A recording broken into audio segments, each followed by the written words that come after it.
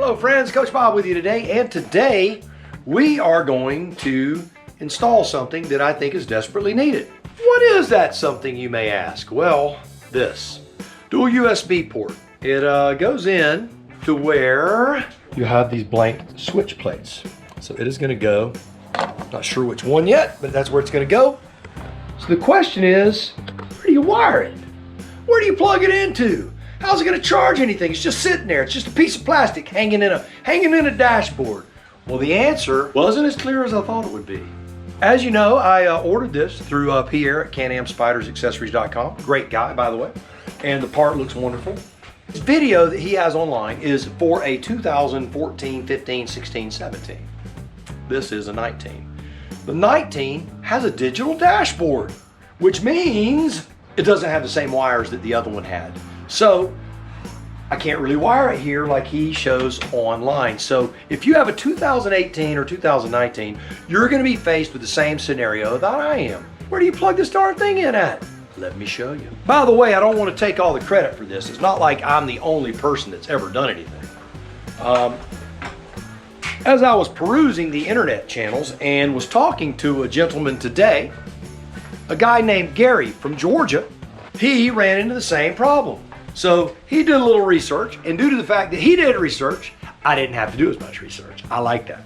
So let's talk about what we did to solve this little problem. So the first thing you can do, if you want to make things easier, like this video, share it with your friends, and subscribe to the channel. I sure would appreciate it. And by the way, when that thumbs up and those comments, it really does help. So you get the old RT and you're like, what to do? Well, the first thing you're going to do is you're going to pull this little plug right here, which when you have, it won't be sticking out like that. It'll be flush like this. It'll be flush like that. And then you grab that little plug right there and you will pull it out.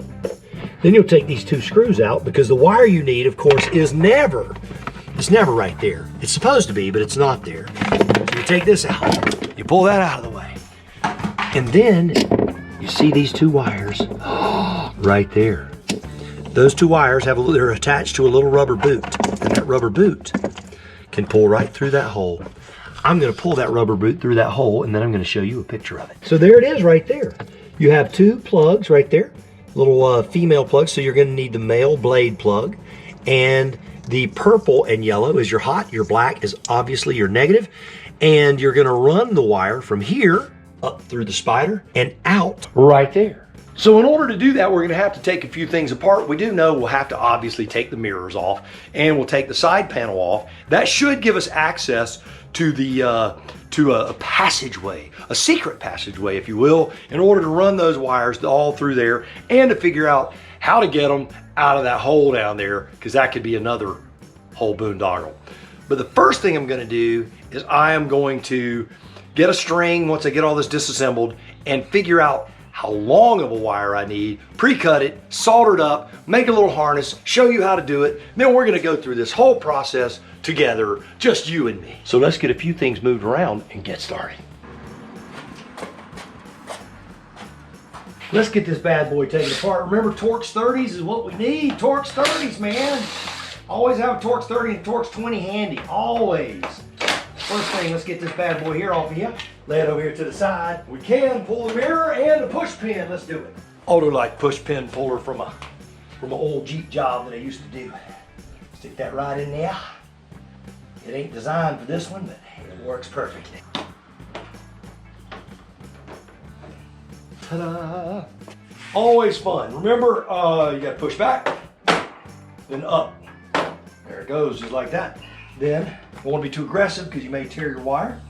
Then unplug your mirror, being sure as to not drop the harness back into the CanAm. Next up, the screw, and the screw. And what size are these ladies and folks? 30s.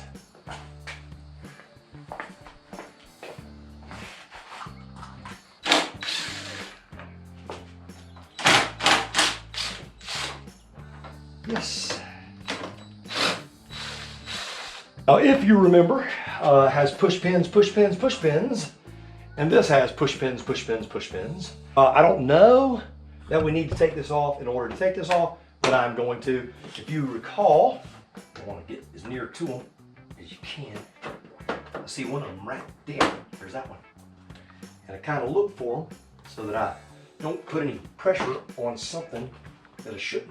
There we go, there's that one. And one more right there we go, just like that. And that little hook hooks around that. Then there's 2 push pins down here. Remember, those screws are not screws, they're push pins. They're there to trick you.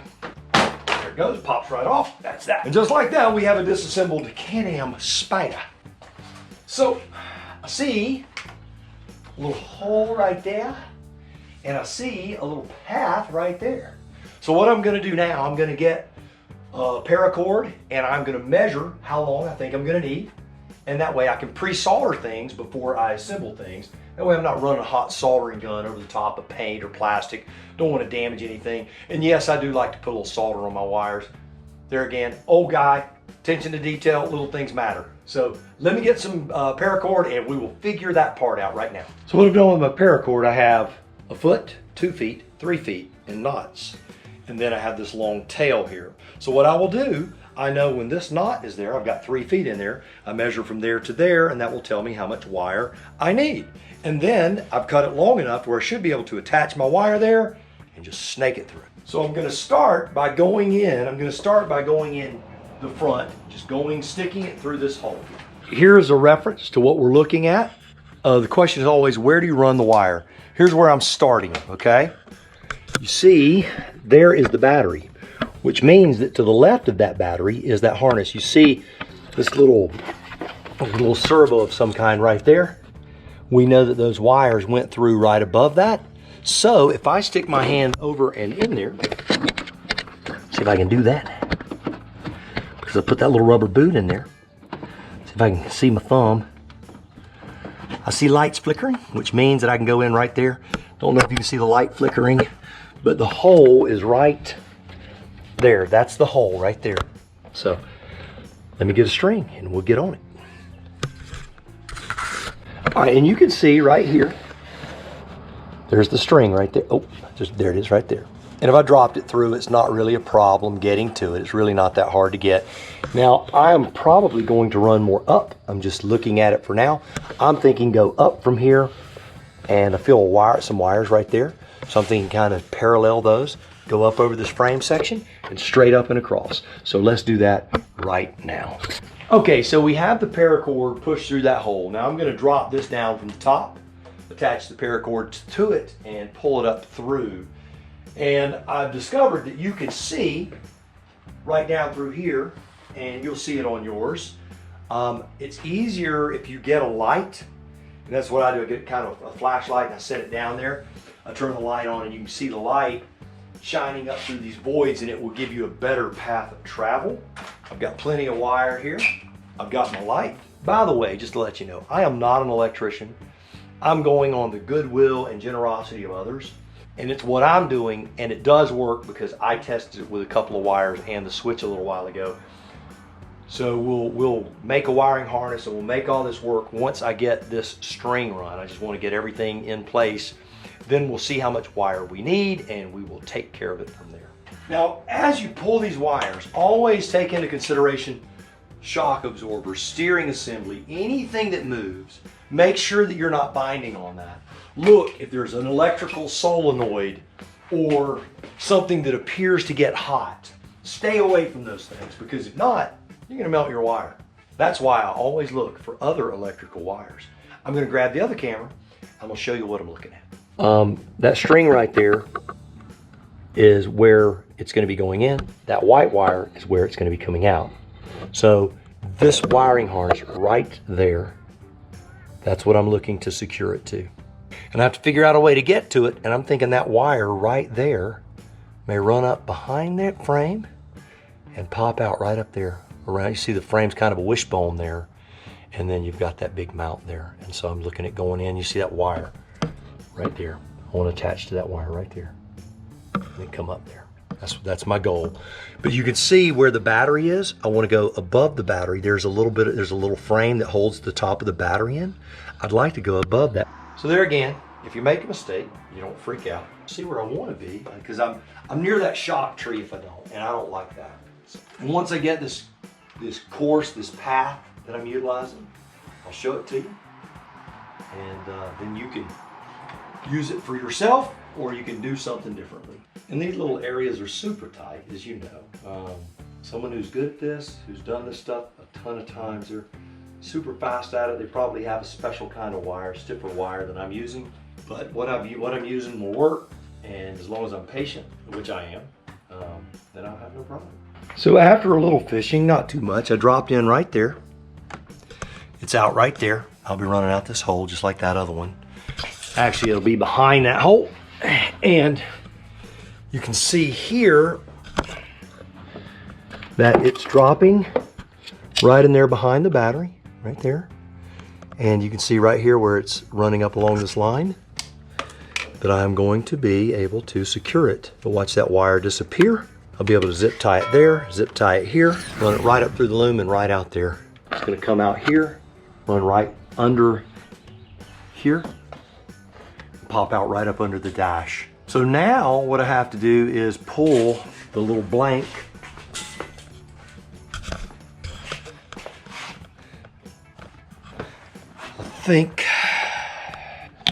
just pops out. So these just pop out. So I think I'll use the one in the middle there. Kind of like that. And the reason I'm thinking the middle, I do like things to be somewhat concentric. That way, if I want to charge something left side, right side, I don't have an advantage or disadvantage either way. If I decide to run a GPS, I can run a USB directly from that to my GPS, which would be directly above it. So some definite benefits of being right there. This could be okay. It could be okay. So let's work on this. First thing I have to do some measuring, do a little cutting. I'm gonna turn the camera off. I'm gonna get right back on this. So Pierre shows you how to do this on his webpage. I'm gonna do it as well. You have to measure across here, have to measure up there, measure those things. You're gonna cut out just big enough for the slot to go through. You do have a little margin of error here. You can see that you've got that lip there, that lip there, that lip there, and then these things here compress and catch it as it goes through the plastic. It goes with the writing down the USB symbol up to the top, and it will illuminate in a light blue. Very nice piece. Gonna look great once I get it on there. Not really a problem. The only issue that I had was figuring out how to hook it into my auxiliary system in the Spyder itself, and it looks like this is a pretty simple solution. So if you're getting ready to do something like this, give Pierre a call. Get one of these. I'm gonna tell you exactly what you need to do it and exactly how to do it. And now that you've learned from my mistakes and from the little things that I've done, you can do it a lot faster and you can do it a lot easier. So let's keep moving on this thing. I'm gonna show you how I made my template, although there's nothing real rocket science to this thing. You're not gonna need a big piece, so we'll make a piece that's a tad smaller, so it's a little easier to contend with. But what I do is I take these two pins there and I press them. So you have a couple of dimples in here. Now what I'm gonna do is just gonna take my knife. I'm gonna press right through those dimples. There. Now, I'll just take a pencil, go around the outer edge, cut that out. Perfect. That way you have the exact shape of that bottom hole. And if you cut that, you're gonna be okay. You cut bigger, you may not be. But if you cut that, you're gonna be fine.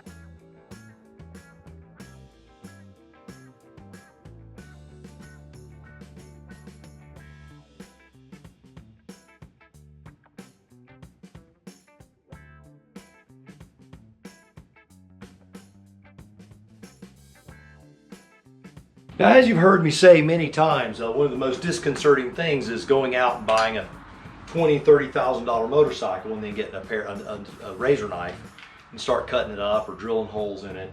And it's a little uneasy. Don't get afraid of it. Take your time. You can do a job like this. It's really not complicated.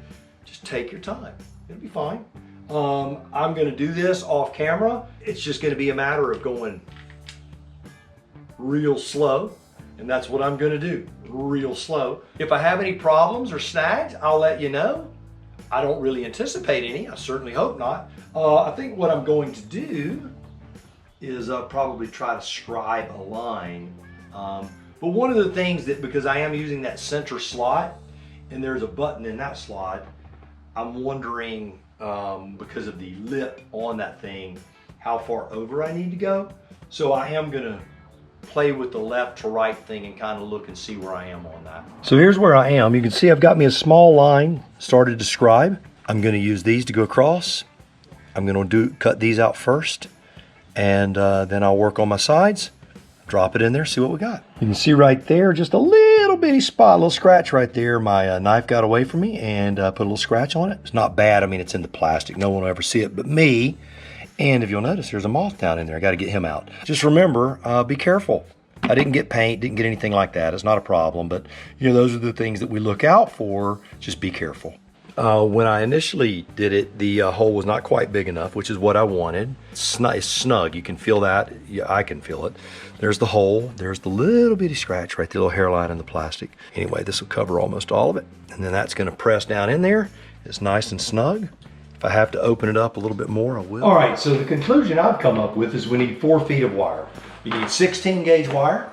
I've got a hot and a ground, or a positive and a negative, depending on how you want to look at it. Amazing, it's just under 4 feet long.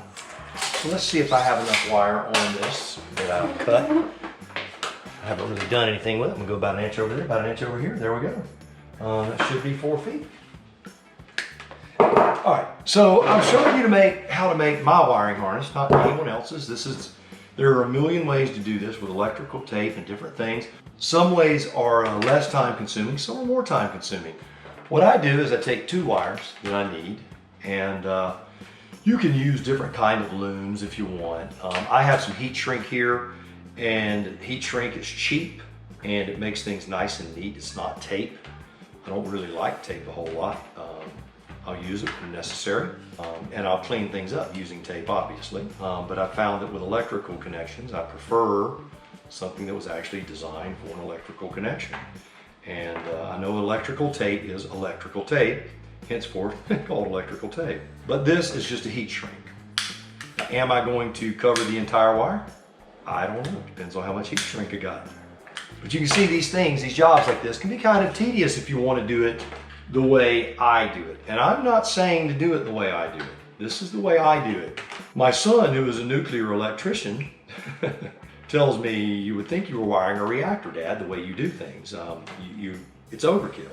And he's right. But the reason is that I don't want to be on a desert highway somewhere and get stranded because of some sort of short or something that I could have done that would have mitigated that risk. And I think that taking this little bit of time is worth it. There's another 4. Now, you don't have to hit every inch of the wire.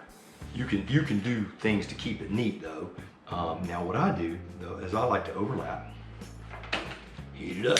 Now, I will tell you, and my son will tell you, and he's always made fun of me, you're damaging the wire using that real heat, Dad. Don't do that. You should use a heat gun. So, listen to my son. He's brighter than I am. There again, like I said, I do it my way. Doesn't make it the right way. Just makes it my way. Heat shrink is cheap. I have boxes of it. We used to do a lot of work on old Jeeps, and there's always a wiring problem with those. Go figure. Jeep is an acronym. Just empty every pocket. Love my Jeeps though. Fixed up a YJ, a TJ, and a JK for those in the Jeep world. And my wife, Coach Vic, her first vehicle was a Scrambler, CJ8. We're gonna lose a little bit, right? So we're gonna need a little bit of a gap because they're gonna overlap. And the reason is because I don't want some big slack ball in the middle of it. So this is where you use your old electrical tape. Is this totally necessary? No. Is this necessary for me? Yes. It's not necessary for you, but it is for me. There's the old saying, any job worth doing is worth doing well. That's how I was never brought up with that saying. I was brought up with, any job worth doing is worth doing right. And you have to determine what level of risk and what you are willing to do. So, got my wire wrapped in electrical tape. So this is what I have. And now I am going to get all of my heat shrink set. Brings back memories of my youth.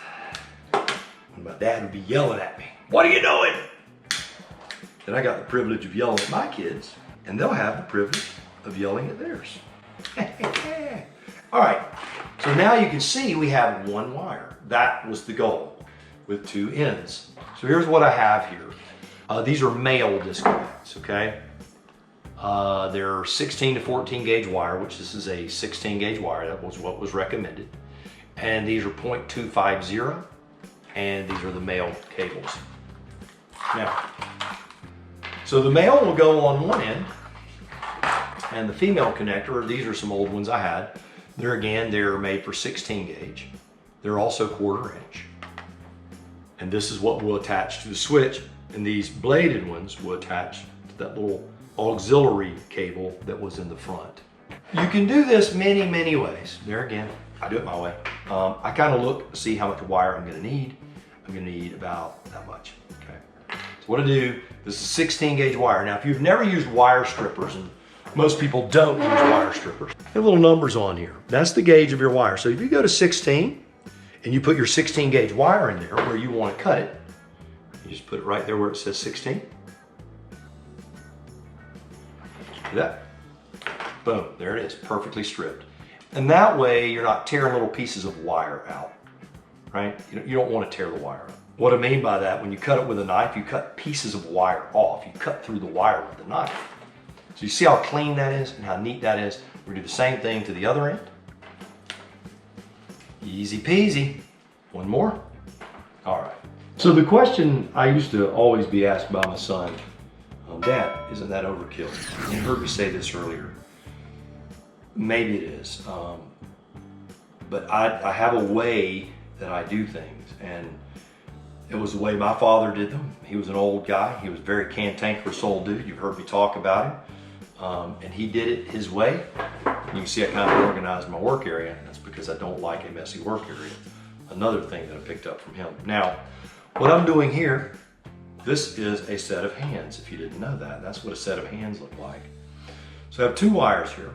Now, just because I can, I'm using a brand new soldering gun. I'm using a brand new soldering gun. This gun right here belongs to me. It was actually used, or never used. It was given to me to use by a young man who had a Jeep that he kept over here for quite a while. Now what I did is I heated the wire up, not the solder, okay? Heat the wire up, not the solder. The solder will fill those gaps in the wire. So this end is soldered. Now, let's solder the other end. My son and I rebuilt an old Sportster years ago. It was a pretty wild machine. Put a suicide shift on it. For those in the Harley world know, we put an old suicide shift on it. 16-inch ape hangers, no front brake, just a rear brake, because we didn't want anything on the front end of the bike except the throttle. And there was a throttle cable literally hanging down going straight to the SS carburetor. It was a lot of fun. And it had a lot of wiring issues. Got one straggler. Here's what I mean by a straggler. You'll see this. See, there's a little wire. I don't know if you can pick that up. A little wire that sticks out. Clean that up. We don't want that there. We don't want anything that can hang up as we're wiring this thing. Nothing. We don't want anything hanging up. We want these connections to be absolutely 100%. We want them to be clean. We don't want anything peeling out. You have a lot of solder tools, things that you can clean things up with, and you can use those things, which I used to use them a lot. I don't use them that much anymore. I don't do anything that complex. So anyway, you have a small hole. This wire has to drop in that hole, and it drops in that hole, right? That's it. And then you crimp this. You have crimping tools. These crimping tools down here will show you the gauge of the wire that you're crimping. A 14 to 16 gauge is that second line there. So when you crimp the wire, that way you don't crush it, you're crimping a connection on it. And that's what you do. So we have to put females on one end, males on the other. So my goal is to be able to get the wire to where I can see it, where I can see just the tip of it protrude through there. That's what I want. If I know that if I've done that, then I'm in good shape. So I'll go over here to my crimping tool, crimp it. Tight as a drum, baby. All right, and I'll do the thing that I'm always chastised for. Give it one more, give it one more. That's tight, boy, that's nice. All right, now we do this one. I want to go all the way through. That's why we do the solder. See the tip of it right there?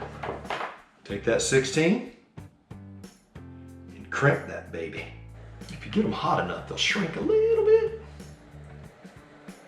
and they're not as heat shrinkish as the other, but that's okay.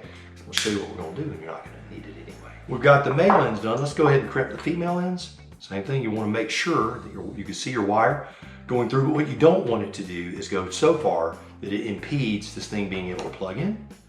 Here again, you take it right there and you crimp it. And when you do that, I'm telling you, give that thing a tug and make sure that it's tight. Make sure it ain't gonna vibrate off. If you can pull it out, it ain't tight enough. And then I see people go, oh, well, it doesn't have to be. No, look, I wanna be able to hang from it, man. I don't want some vibration to shut me down somewhere, all because I was afraid that I might have to do it right. Oh, he's gonna have to do it again. Oh my goodness. Poor Bob said no, whatever. So, being I'm not unpleased with that. That looks good. In fact, I guarantee you that looks as good as what comes from the factory. I assure you of that. I'm gonna run me a small piece of tape around it, a barrier to moisture, dirt, that sort of stuff. I'm not worried about my connections coming loose, I'll tell you that. These connections will not come loose. Now I'm going old school. That's what I'm talking about. This is actually what I used to do back in the day. This is the real old school. You could tell I really do enjoy doing this, and I really do enjoy making it look right and doing it right. I don't like taking shortcuts, and I don't like leaving things to chance. And if someone ever buys this thing, I'd like to know that the repair that I made lasts their lifetime too. All right, so this end right here, this is the part that's going into the switch. It's gonna be up in a very high and dry spot, and the water that it's going to hold is not going to be down in a low spot where it's splashing in a lot of stuff. So I'm just gonna simply run a couple of pieces of tape around that, and I am golden. And honestly, the tape is not necessary because, you hear my dog barking, because this is facing up, therefore it will not, the water can't run down in it. You see, that looks actually like it could have come from the factory. But before we run this wire, what we're going to do is ensure that it works. Because remember, you never put anything together until you know it's gonna work. You fish that thing through there and all of a sudden you got a bad wire, you got a bad connection. Don't play with fire, always do it before you hook it up. So pretty easy, these are just gonna plug in. You've got two wires, you've got a purple and a yellow. Your hot, which is your white, is gonna go into the purple and yellow. And now we're going to plug the black into the black. Imagine that. It's like they had a plan. Plugged right in. We'll take our switch, we'll plug the ground in first. So we're looking for a negative. Boom. Plug the positive in second. And nothing lights up. That is perfect. That's exactly what we want. So what I'm gonna do is when I turn this key, it should illuminate blue. Boom, there it is. So let's plug in a phone via a USB and make sure it's charging. So we're just gonna hang that charger right here. We're just gonna let it hang there. Not gonna hurt a thing. Plug it in there. See what the old iPhone does. Oh, I got a lot of notifications. Boom, charging up. Look at that, perfect. That's what we wanted to see. So this USB charger, all the things that we've done, we have our wire. So what we have to do, we'll unplug this. We'll attach this wire, the one we've run through, to these two. We'll fish these two up through, hook it up and button it up. And that's all there is to it. So this is not a complicated job. You're looking at two wires. The hard part, obviously, is routing them. So what we're gonna do, here's the back, here's the tail of the wire we ran. I measured it off to make sure that I had the proper amount. We're gonna line this up. We don't wanna tie it in a knot. If you tie it in a knot, you're gonna have a big ball and it's not gonna go through. One wire. Now you see we have that where our connections are. They're big. It's gonna be a problem. It's gonna be a difficult thing to feed those things up through there. Where I always tell you, patience, patience, patience. Take your time. And if I have to, I don't want to, but if I have to, I'll cut those ends off and I'll resolder the ends and then I'll just run the wires up and it won't matter. So there's very little room in there. And remember what I told you, best laid plans sometimes. So what I did, I cut the ends off because it just wasn't gonna go through. It was a little tight and I am not gonna, damage something in the process. That's all I need to do is pull a wire loose or something. So that gives me a much smaller diameter. So So let's get these things taped together and get it pulled through. So the question I guess that I have for you, what do you think? Do you think CanAm could have put a USB port up there for us? Slots there. I think they could have. And there again, I don't think for $30,000 it's too much to ask. So when you're filling out your survey for CanAm, if you fill out your owner survey, which you should, so when you fill that survey out, make sure you go, hey, a USB port would be nice. Blinkers where your fenders were or should be nice, as opposed to just a reflector. You know, those sorts of things. We know we're attached to here, right? So we're good, because it can't go behind anything because it's attached to that, which is our path of travel. So next thing we'll do, we'll bring it to here, one step at a time, gradually, one little section at a time. All right, so the big thing you want to make sure you don't do is when you're pulling this is pull that wire through back there, because if you do, you'll have to refish that in through. If you're asking how I know that is, that's what I just did. So I had to refish it back through. It didn't take me 5 minutes. There's a cable that runs right here, and there's a notch right there. I'm gonna run my wires right through that notch. Going back, looking back, I would say that, you know, I'm gonna have enough. I'd probably go 4.5 feet. I probably would. Give me a little bit of wiggle room. Wiggle room's a good thing on this kind of stuff. Keeps you from having to go back and redo everything, and that's not something you want to do. All right, so we've got the wire pretty much run up through here. Of course, you know, you drop things in these little slots like this. Got a pair of needle nose pliers, so we can get that through there. There it is. Not a problem. You see, 4 feet. See how much room I got? 4.5 feet, folks. 4.5 feet. Got my crimping tool right here. Hold that in my mouth while I do this one. Know what I told you? Tug it. It ain't going nowhere. All right. Other one. Crimp this baby. Yeah. The whole idea of these connectors is to not have to use electrical tape. Oh, that's what my son tries to tell me. And he's probably right, but I'm hard-headed. Why leave it pretty when you can make it ugly with tape? That's what he tells me. Why leave it pretty, Dad? It looks good. Make it ugly with tape. Make it hard for the next guy so he can't see the wire under there. And my answer to him is the other guy ain't gonna have to fix it. Because it's fixed, it's done right. Remember the little USB logo goes at the top, it says output. You don't want that to be upside down, that would be irritating. And before we press it in, remember, what do? We make sure it works. That's right. What I've discovered is these notches,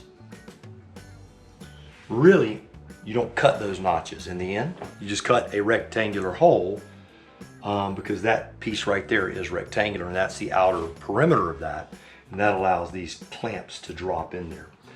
So let me get my razor knife and be very, very careful not to cut a wire while I'm doing that. You're gonna be way more particular about this than someone else who's doing it for you. I assure you of that. Not to put any professionals down. Oh, no. Professionals are professional. Always make sure before you lay your razor knife down, the razor blade is all the way in. You will stick a hole in the seat. Haven't done it to this one yet, but ask me how I know. And I'll show you a picture of the hole that I have cut once I have it cut, so that you won't have to take the time that I did. Because the idea is that this be an easier job for you than it was for me. That's why I do this. You see, it's just a nice rectangular hole at this point, and that's what it's going to take for this. There are these little notches right here. Those have to drop in, so it's going to have to be rectangular.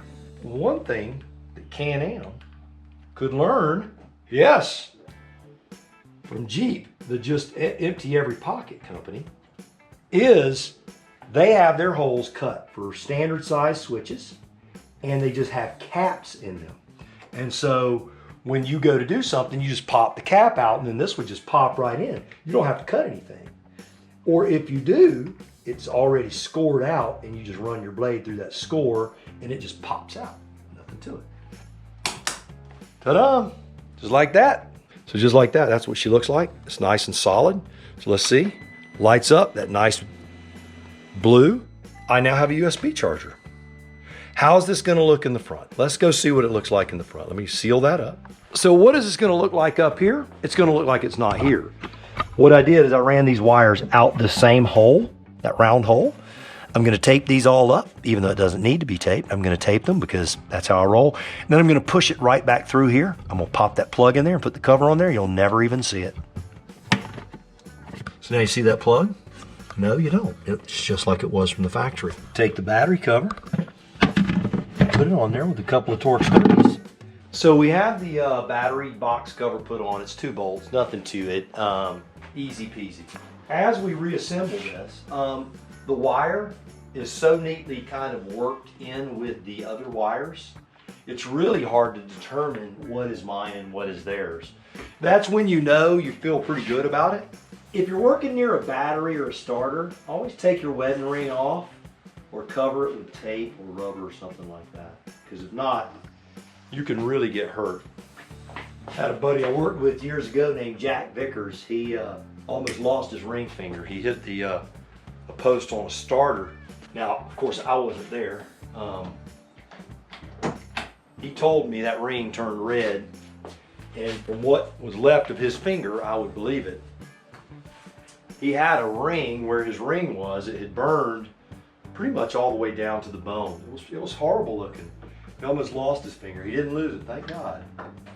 I had a subscriber, and I've had, and also Pierre recommended this. Put a little grease on these rubber bushings, and he said it will do multiple things. One, it will keep them from drying out. The other thing, makes it a little less irritating when you're putting things together and taking it apart. Go figure.